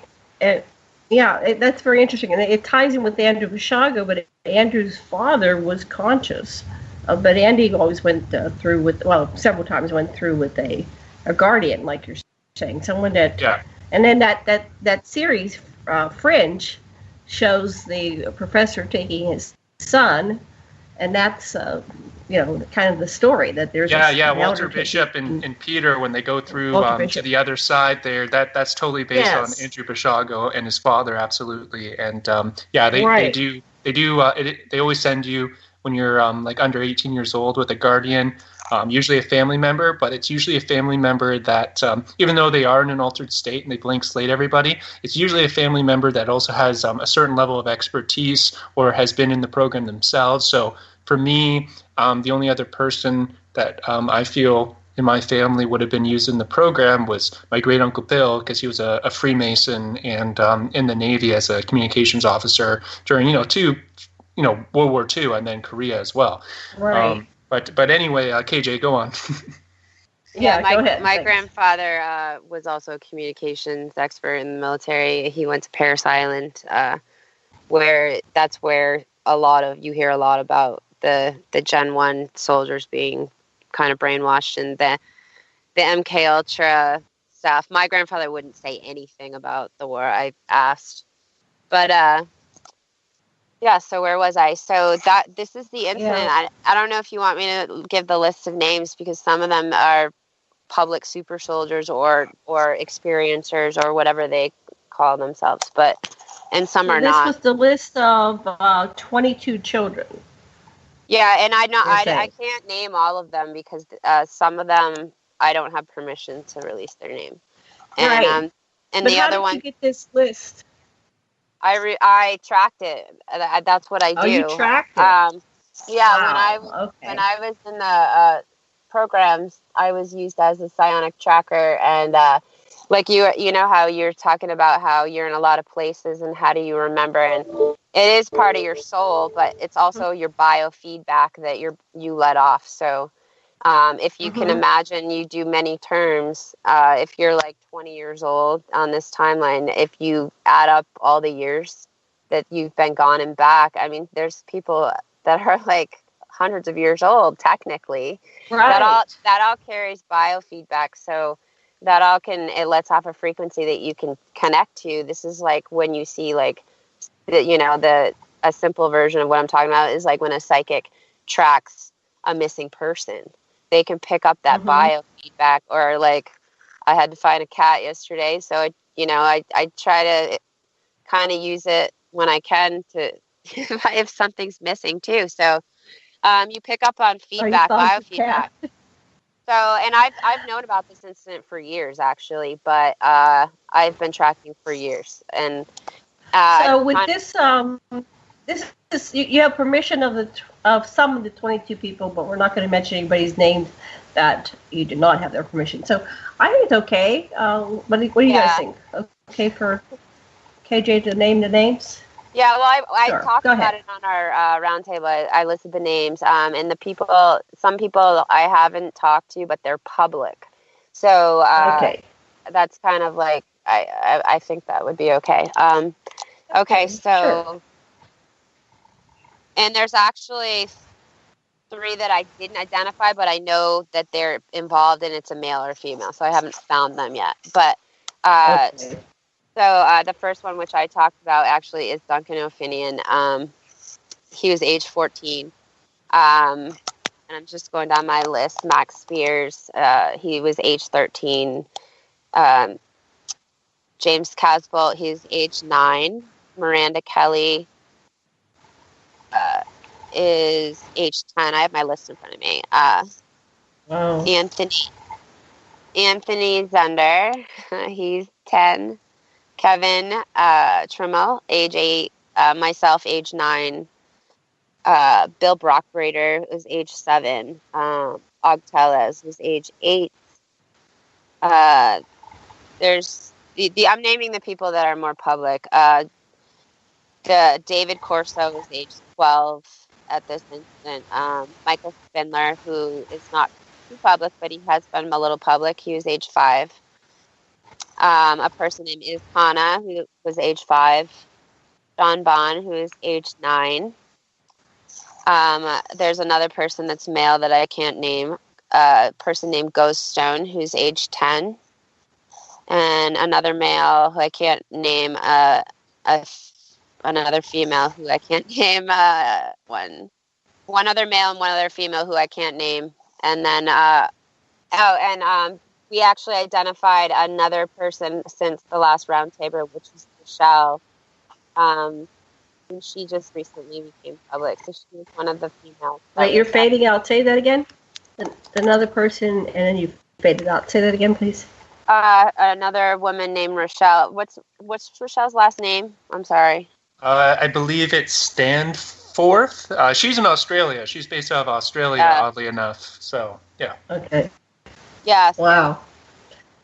So, yeah, that's my list, and the remaining are unidentified at this point. I do plan on tracking them, but it's been a lot of incidents have happened since we did our last roundtable, so I've been extremely busy dealing with life and remote attacks, covert stuff. So, and that happens. So yeah, tracking takes a lot of energy, and it can take a while. So I have to really be like in the zone, so to speak, to tap in. Is there some significance to the number of 22 children? Was there that relevant? I'm that sure specific there is. Number? I'm sure there is. They all love numbers. All the societies and the factions. They love. I haven't looked into that, but that's a good question, actually. I'm sure. Right, and then the location of this X mouth. I need to pull that up, but that is out. It has interesting photos. I guess it's a HARP facility, but if you look at Google Images of the place, it's kind of wild. That's all I can say. Oh, okay. Take a search of it. All right. Anything that any of you want to ask KJ before we pass the baton over to who's next? Go ahead. Anthony was next. Okay, go ahead. Anybody have any questions about that incident? Feedback, comments? I just wanted to mention that the whole point of that satellite being taken out, it was that satellite, for whatever reason, was in the way of them successfully launching the Solar Warden program. And that satellite so let's go to that. Yeah, it had to be taken out in order for Solar Warden. Whose satellite was it? And what was its purpose? Does anybody know that? I don't know that. I just know that it was a satellite that was protecting people on the planet. I don't know whose satellite it was. That's something we would probably have to remote view in the future, unless you know, KJ. I don't know exactly who it was. I just know that it was something that had to do with an alliance of some groups or species that were helping us out. And like he said, Solar Warden kind of rolled out into the public shortly after that. And in between that, as we mentioned in our roundtable, was this Phil Schneider incident right after that. Yeah, the Dulce firefight. So, so that was in late August of 1979. So what happened was there's a couple things they had to do, Solar Warden, before they could launch. They had to take out this satellite, which appears to be more of an ET-controlled satellite that was actually protecting us. I'm not exactly sure which ETs were involved. But then also, too, they were expanding out the Dulce base, and that's when the testimony of Phil Schneider comes in, where 66 Secret Service agents were killed when they sent them down into that hole. And Phil was wounded. He lost his fingers, and he was hit by like a plasma weapon, and his it like opened him up like a fish. So he had that huge scar going down his belly.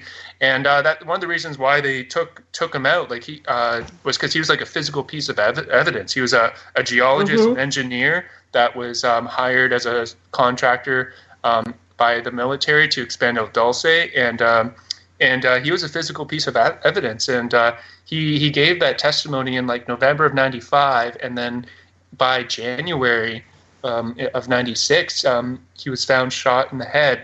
And there's a bunch of weird stuff surrounding his death too, which we talked about in the roundtable. Strangled. I thought Phil Schneider was strangled. Well, as you said, there's a couple causes of death, but what's weird is like it's almost like a Rasputin thing where like they say it's a suicide, except some accounts say, oh, he was found like shot in the back of the head, military style execution. Others say, oh, he was found with a cord wrapped around his neck. All very suspicious in terms of committing suicide. Typically, you don't strangle yourself. Typically, you don't shoot yourself in the back of the head. And then there's also a little bit hard that says that both happened. So yeah. I just want to mention too go ahead, Paige. The photos that you see online of Phil Schneider's body, I analyzed those really closely, and in my own opinion, I took quite a few courses in special effects makeup for horror and stuff, and we went over makeup and shading, and I believe those photos are extremely doctored up with some really poor special effects makeup to look at like bruises and stuff. It doesn't look that good. It's definitely, those photos are definitely doctored up. The old way, probably before Photoshop. Right. So I have a question. Is that Phil Schneider Dulce incident the same one that Mark Richards? Are you familiar with the Mark Richards story, where he went in and rescued all the sex slaves and the women that were being genetically manipulated, and they got out with several thousand, but there were tens of thousands that died. And I get confused that was at Dulce as well. That rescue, that rescue may have happened at Dulce, but in 1979, what happened with Phil was they were drilling down,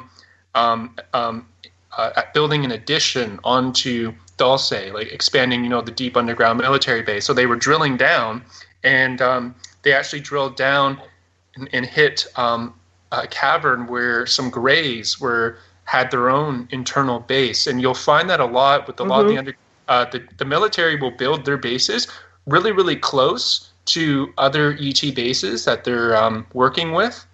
And so what happened was they did not, the government already knew where everything was, but they didn't let the engineers and contractors know about the ET stuff. So these guys start drilling holes to build out this base, and they accidentally hit and drilled into a Grey installation. And so all this stinking air came up, and they're like, well, it's hollow down there. We found a cavern. So they sent Phil down in the basket first as the geologist just to check it out, because they're like, we just hit like a pocket. Like, that's not supposed to be here. We found this weird underground cavern. We need to know what's down there before we start drilling and build out this base. So when they sent him down into the basket, he was like horrified when two tall Greys were standing there waiting for him, and actually shot him with a plasma beam weapon. And a Green Beret was with him, and the Green Beret picked him up, threw him back into the basket, hit the button, sent Phil up, and then the Green Beret was killed. And then they sent down another 65, like special ops guys, or I guess Secret Service agents, and they sent down those 65 men, and they didn't come back up. And then that's where Phil's testimony ends, because once he was shot, he didn't, he was pretty out of it at that point. But anyway.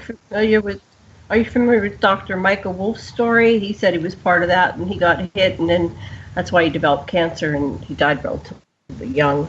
But he's apparently was involved with making the like the clones, the original model, and then they were cloned. Are you familiar with that story? No, sorry, I'm not. Phil Schneider's. That's okay. We won't go into it. We'll save that for another day. Okay, we got a lot to cover here. Who wants to talk now? Just random. Yeah, I'll go now. I think it's Anthony's turn. Go ahead. Go ahead, Anthony. Go ahead. Yeah, I'll just elaborate on what KJ was saying, because when I first came upon Awakening, I came upon Duncan O'Finian and his story about being in Vietnam and having the children join hands and create the blast. But I didn't know everything behind it, and little did I know that I was actually involved in it until KJ came along and gave me that information. So why did they do a blast in Vietnam? You're saying that they did the same thing in Vietnam. They brought the children together. It was during that time. Why children, not adults? Yeah. But they made a blast. Obviously, the children have the psionic abilities. They are more prominent for the psionic abilities. That's why they take the children and train them young and do all that.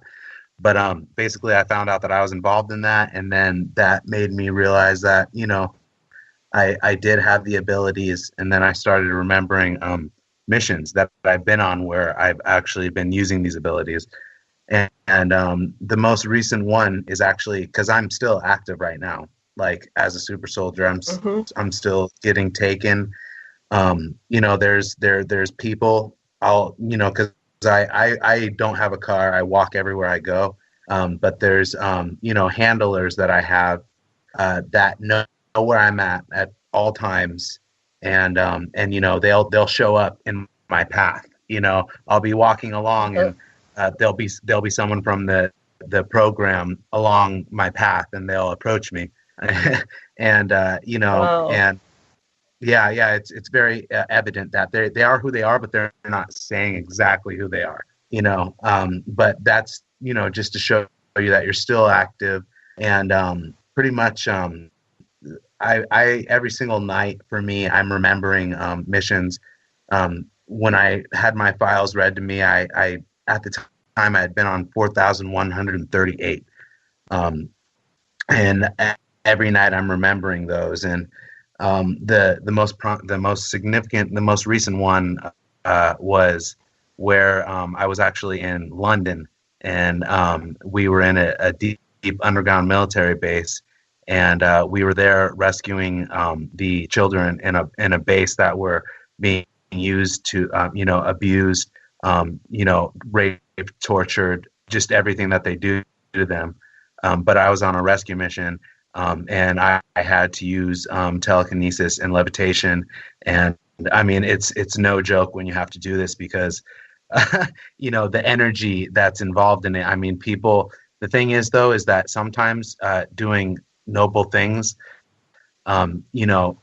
killing has to happen, and that's what Kruger is actually involved in. They only kill when it's necessary. These other SSB groups. Who's Kruger? Kruger is a group is a breakaway group that actually broke away from the breakaway groups that were doing all of the negative things to people. But they're now in humanity's best interests. They're working with the good guys, so to say. Mm-hmm. But still, dirty things need to be done.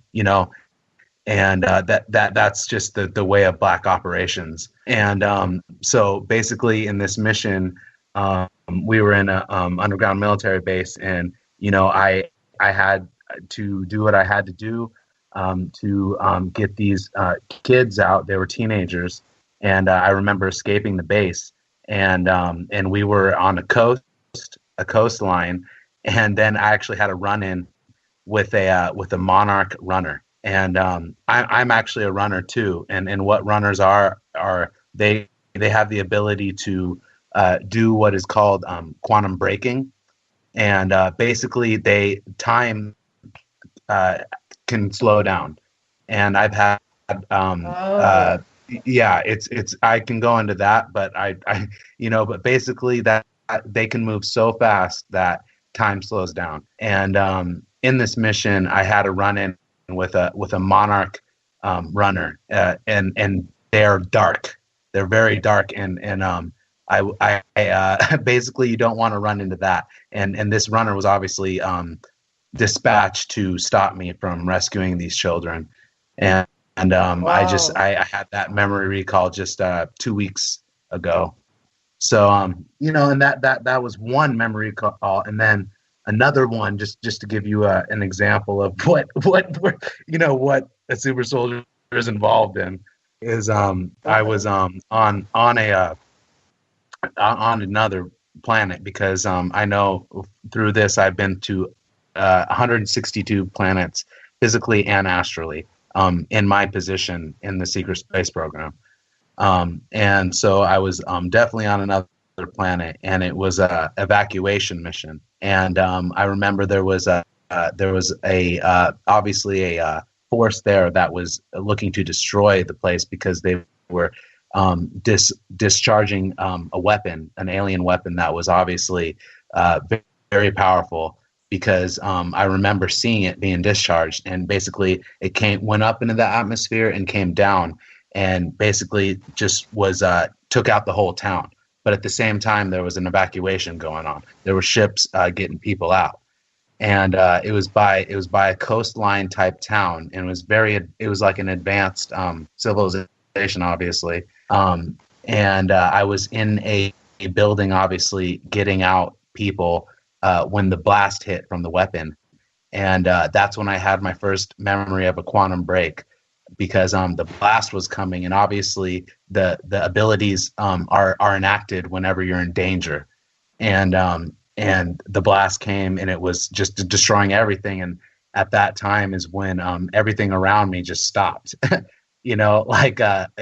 was in a building, and the blast was coming, and it basically started destroying the windows all around me. But then all of a sudden everything stopped, and there were these like light things around me, and time glints and fractures, and then time stopped, and then I was right next to a obviously a female extraterrestrial being, and I was able to jump on her, and then I woke up from that memory. So wow. There's all types of right now I know I'm on mostly rescue missions, and escort missions. But before in my career, I was on all combat assassinations and all of that. So I've had a extensive but I'm doing the escort. Yeah. You should mention the 9/11 Building 7 because most people think that the significance of that building collapsing was just because there was gold in the basement. Yeah. And it ties into the secret space program as well. Yeah. And then when you're done with that, I want to know if anybody knows about the missile that was coming to Maui this year. Oh God, I do. I can get into that too. I'll just hit both 9/11 Building 7. Okay, take those points. I'll hit both those points right now.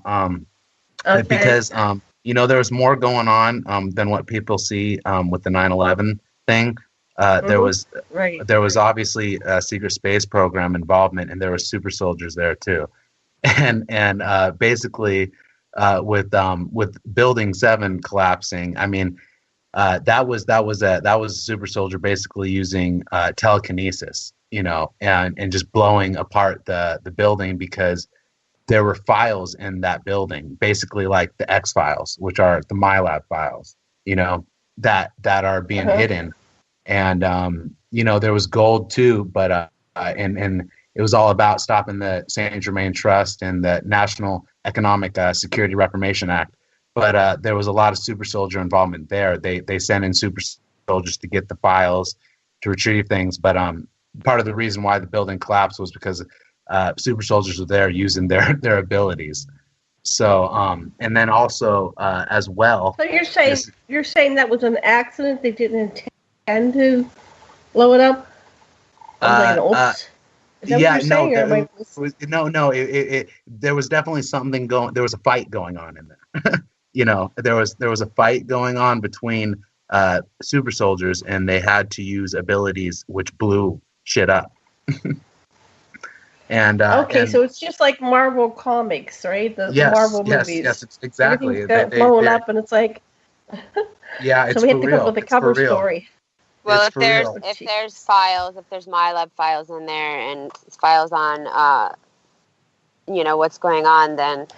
There's groups that want to retrieve those files, and then there's groups that don't ever want them to be retrieved, which is where you get your war going on, So they were using the 9/11 Twin Towers incident as a distraction to go in and get the files, but they blew it up during the fight, and so the cover story got to be included with 9/11, but they were two different. Well, they were kind of related because they were using 9/11 to distract people to the Twin Towers, right? Am I getting that? Yeah, there's a lot to it, but I won't get too into it. But basically, the planes were holographic, and that was the technology that they had to use. So it was an inside job. The holographic planes are actually a technology that the TR-3 has. They can actually, and you can see this because the chemtrails. This is Operation Indigo Skyfold. The chemtrails, you see a plane spraying the chemtrails, right? But that's actually not a plane. It's a black triangle that's cloaked as a plane. And they use the same technology. Yeah, they use the same technology to make it seem like planes were flying into the buildings. But really, there was a TR-3 that was cloaked that produced a hologram that made it that made it look like there was planes flying into the building. And I knew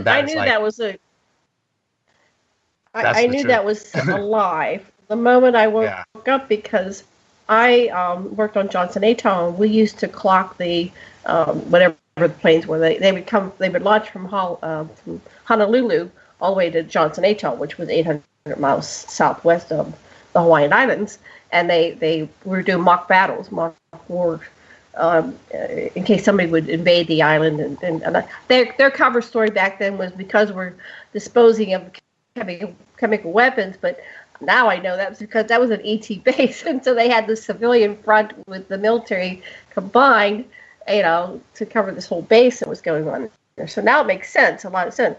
But I knew it only takes 8 minutes to go 800 miles. So when they said it took a half an hour, and it's like to respond, they went, "Oh, this whole story's bullshit." I knew the first within the first 10 minutes, I knew the whole thing was bullshit. Okay, so sorry, wow. and by the way, Janet, I just wanted to say something. You remember Bill Tompkins because you met him. Oh yes. Back in the 50s and 60s, he had those photos of the Draconin tankers that were spraying things, like basically chemtrails, an early version of chemtrails, to keep people asleep, and also that way visually they couldn't actually see things properly in the sky. So like literally you can have all these craft flying overhead uncloaked, and these Draconin tankers, because you're breathing in this chemical, you literally just can't see it. And it probably had to do with like poisoning the pineal gland. But anyway, what Anthony was saying there, that totally makes sense, because Solar Warden and other factions, they've since taken things over, and they're still in league with the Draco, but they now, because of the human level secret space program, the human level secret space program, we're like the middlemen now, and we're doing a lot of the dirty work or the jobs of maintaining this whole like prison planet. So the TR3s that are spraying, they have holographic technology. They look like planes, but it's what they're doing is they're actually just mimicking or copying the same job that the Draconin tankers used to do, but now that has been since outsourced to the humans who have the black TR3s and other versions of the TR3 that are spraying, because before the humans had like our own secret space program, it was actually the Draco and their mind control programs. They've been spraying for thousands of years. It's just recently in the 50s and 60s that we since kind of launched into space, and we're in league with them, and we kind of got some of we got like a chore list, okay? If that makes sense. Like the Draco said, okay, well, if you're going to have your own crap, it's your job to spray, right?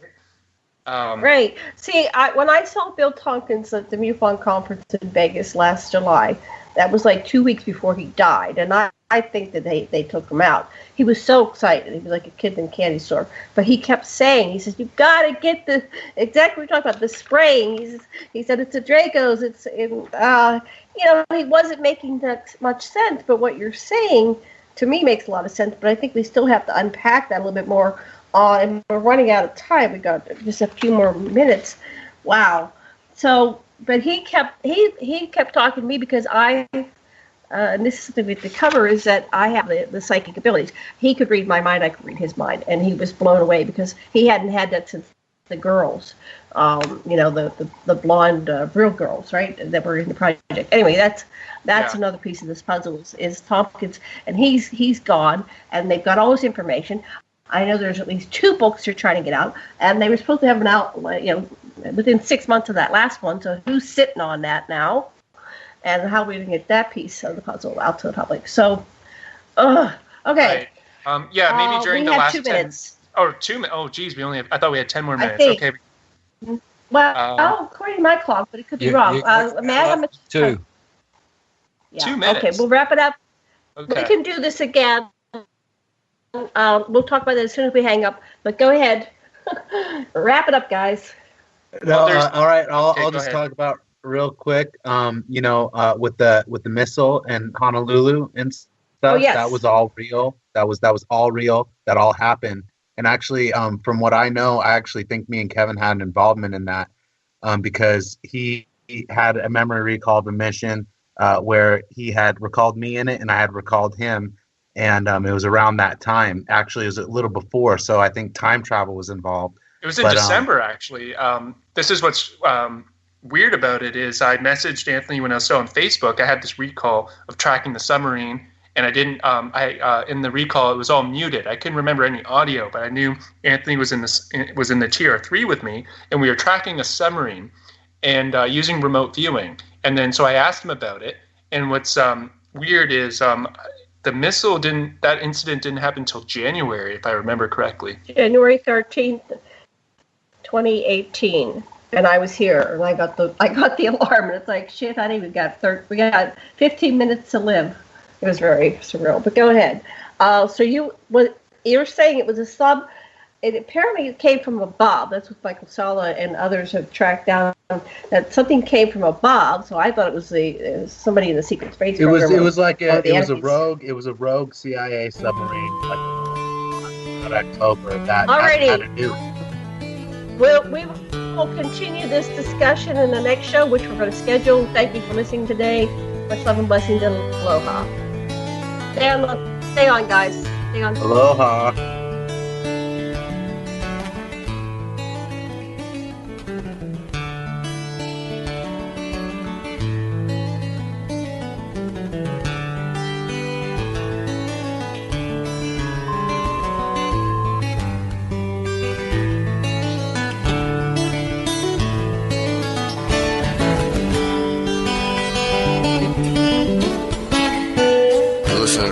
Radio at freedomslips.com, and we'll be right back after this message.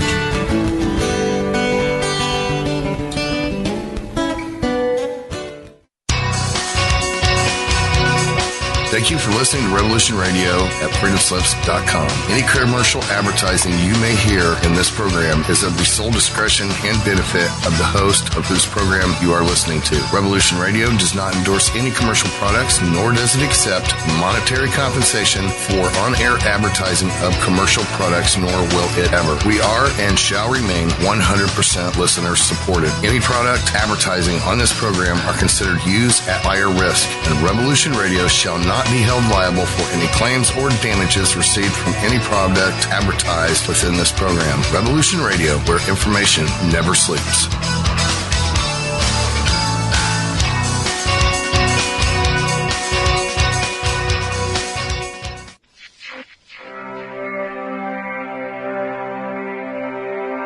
Most guys freeze. That's your cerebral cortex looking for an answer it doesn't have. See? Even your brain knows you're screwed. The body's filling with adrenaline right now, whether you know it or not. The heart's beating fast. It's getting a little harder to breathe. The neurobiological system is telling it to run, but your knees are too weak to move. Fear is not real. The only place that fear can exist is in our thoughts of the future. It is a product of our imagination, causing us to fear things that do not at present and may not ever exist. That is near insanity. Do not misunderstand me. Danger is very real, but fear is a choice. We are all telling ourselves a story. You're listening to Revolution Radio at freedomslips.com. 100% listener-supported radio. Reporting to danger. Unafraid. Right here, where information never sleeps. Revolution. Radio.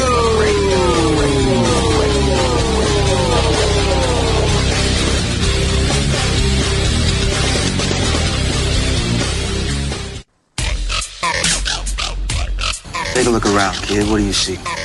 Homes being foreclosed. People working 2-3 jobs just to put food on the table and still drowning in debt. Don't get me wrong. This country was founded on great ideals and principles. They've all been ruined by the banks. Open your eyes to banks that are robbing you. You know who my favorite president was? Who? Thomas Jefferson. Because he saw all of this coming and tried to stop it. He fought the banks. JFK too, and they killed him for it. The banking institution is more dangerous than an army, he said.